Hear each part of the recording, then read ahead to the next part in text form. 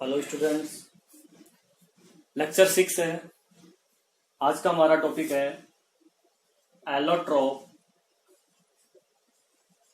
Allotropes of carbon. देखिए, allotropes of carbon क्या है, यानी कि एलोट्रोप्स का क्या मतलब है। ये जो एलोट्रोप्स है इसका क्या मीन्स है। एलोट्रोप्स मतलब होता है कि कोई भी सब्सटेंस जो है, एक ही सब्सटेंस अलग अलग रूपों में मिलता हो, है एटम वही है उसके कार्बन के, और उसके रूप अलग अलग है, उसके स्ट्रक्चर अलग है, उसकी कुछ प्रॉपर्टीज अलग होती हैं।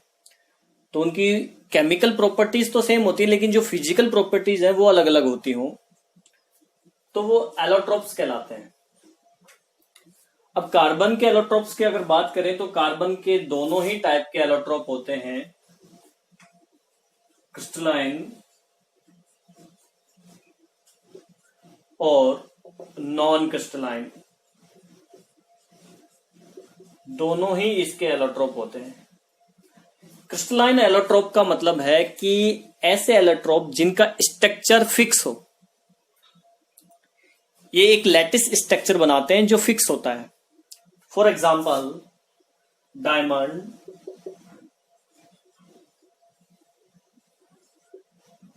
डायमंड है, ग्रेफाइट है और फुलरिन है। नॉन क्रिस्टलाइन एलोट्रोप्स में आपके चारकोल है, वुड चारकोल है, कॉक है, एनिमल चारकोल है। तो ये कुछ एग्जाम्पल है नॉन क्रिस्टलाइन के।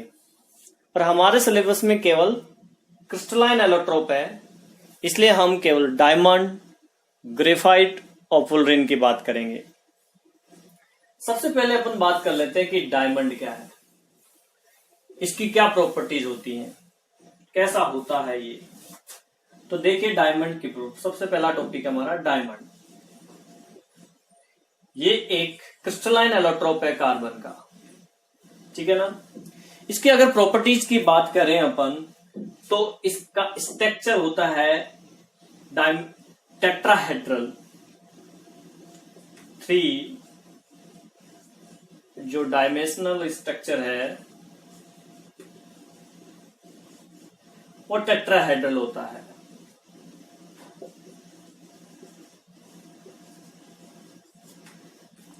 टेट्राहेड्रल 4 कोने होते हैं। कार्बन कार्बन एटम के बीच में जो डिस्टेंस होगी वो होगी 1.4 एंगस्ट्रॉम। ये इलेक्ट्रिसिटी का नॉन कंडक्टर है, यानी इसके अंदर से इलेक्ट्रिसिटी पास नहीं होती है, नॉन कंडक्टर है, क्योंकि कोई भी फ्री इलेक्ट्रॉन नहीं होता। एक जैसे मान लीजिए ये कार्बन एटम है, ये दूसरे से बॉन्ड बनाएगा, दूसरा इससे बॉन्ड बनाएगा, ये यूं बॉन्ड बनाएगा और ये यूं बॉन्ड बना लेंगे, फिर यहां से ये बॉन्ड बना लेगा यूं। तो अब इस कार्बन को अगर अपन देखते हैं तो इस तरफ ये बॉन्ड, इस तरफ ये बॉन्ड, इस तरफ ये बॉन्ड और इस तरफ ये बॉन्ड, यानी कि कार्बन की वैलेंसी 4 होती है और इसकी चारों वैलेंसी कंप्लीट हो गई है।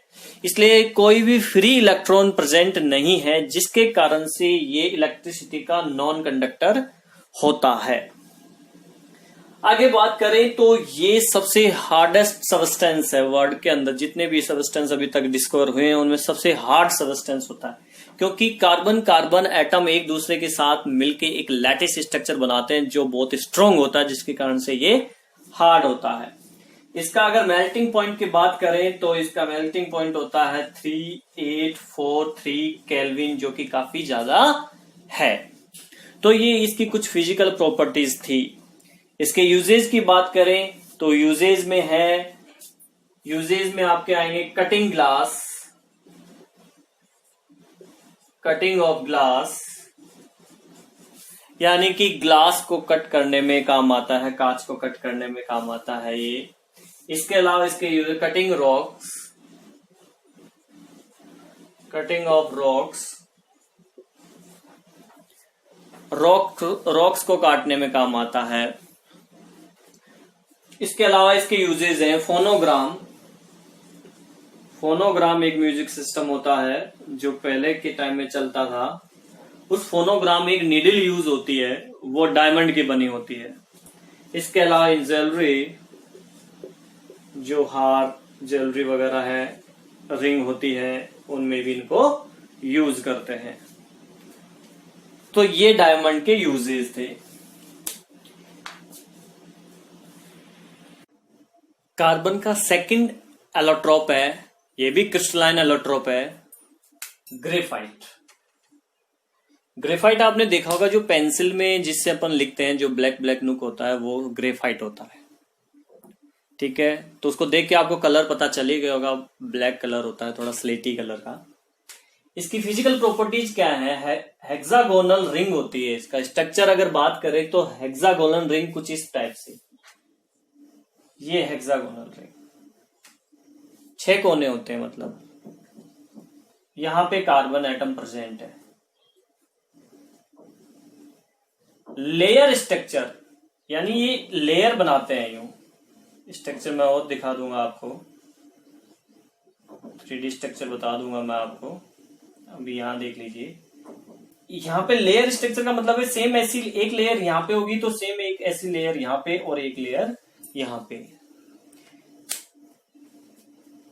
कंडक्टर ऑफ इलेक्ट्रिसिटी, इसमें क्या होता है? देखिए यहां पे इस कार्बन को देखिए आप, ये कार्बन एटम 1, 2 और 3 बॉन्ड फॉर्म कर रहा है, यानी कि इसकी वैलेंसी कंप्लीट नहीं हुई है, इसमें एक इलेक्ट्रॉन अभी भी फ्री है।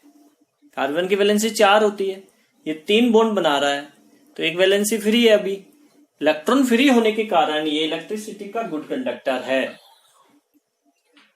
Soft and black colour, soft होता है, चिकना होता है छूने पर, कलर ब्लैक है।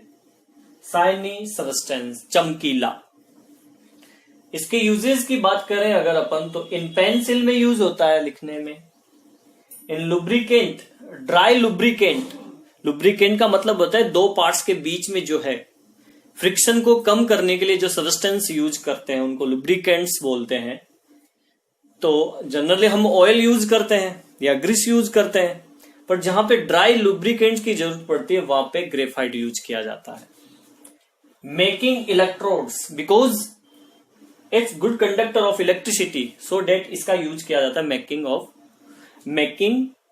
इलेक्ट्रोड्स में। इलेक्ट्रोड्स जो नेगेटिव कैथोड और एनोड बनाने में सेल के अंदर इसका यूज होता है। And polish on iron, iron को रस्टिंग से बचाने के लिए उसके ऊपर पॉलिश कर दी जाती है इसकी, जिसके कारण से आयरन जल्दी खराब नहीं होता, उस पर जंग नहीं लगती है। तो ये इसके यूजेस थे। स्टूडेंट्स, तीसरा एलोट्रोप है पुलरिन, क्रिस्टलाइन एलोट्रोप है पुलरिन। देखिए पुलरिन जो है, इसका नाम पुलरिन क्यों पड़ा?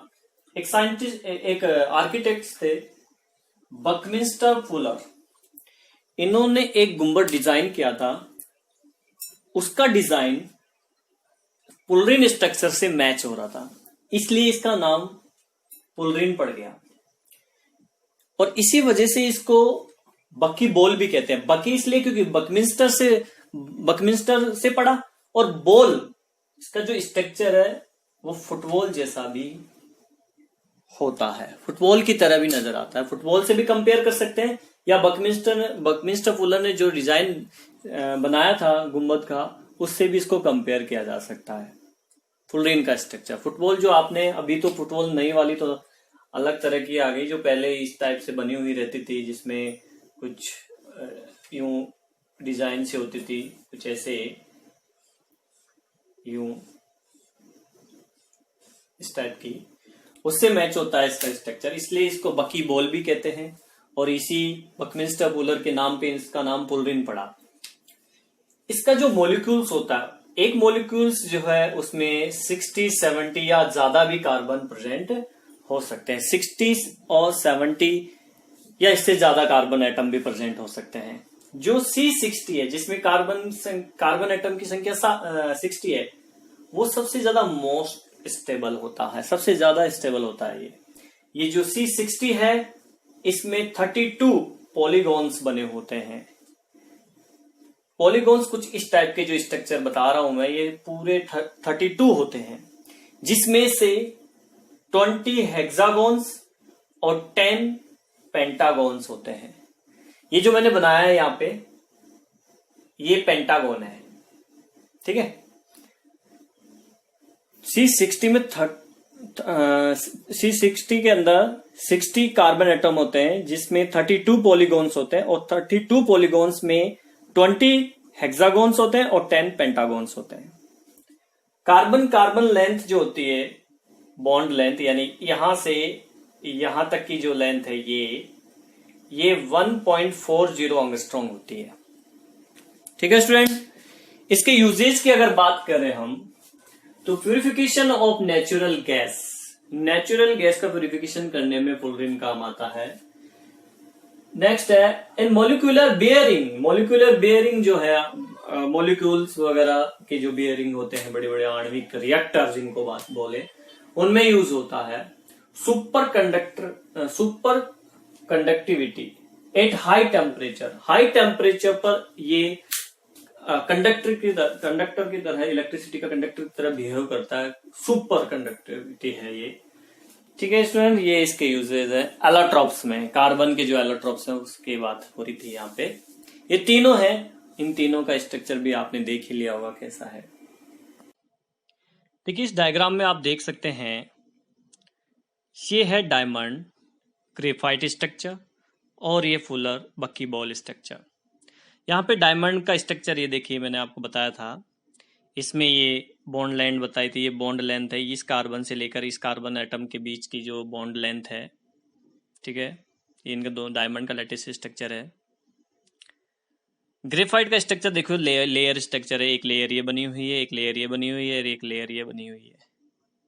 हेक्सागोनल देखिए, हेक्सागोनल रिंग बनी हुई है यहाँ पे, ये मैंने बताया था आपको, ये देखिए हेक्सागोनल रिंग है ये। तो इस टाइप से लेयर, एक के ऊपर एक लेयर होती है ग्रेफाइट में। और ये पुलरिन है, पुलरिन स्ट्रक्चर। C60 के अंदर मैंने आपको 32 पॉलीगॉन्स बताए थे, ये जो आपको दिख रहे हैं चैम्बर से बने हुए, ये 32 हैं, ठीक है, जिसमें मैंने आपको बताया था 10 पेंटागोनल और 20 जो है इसमें बताया मैंने आपको 12 पेंटागोनल और 20 जो है इसमें है हेक्सागोनल। बकीबॉल स्ट्रक्चर है ये, देखिए फुटबॉल की तरह आपको नजर आता है, ये फुलरिन स्ट्रक्चर है।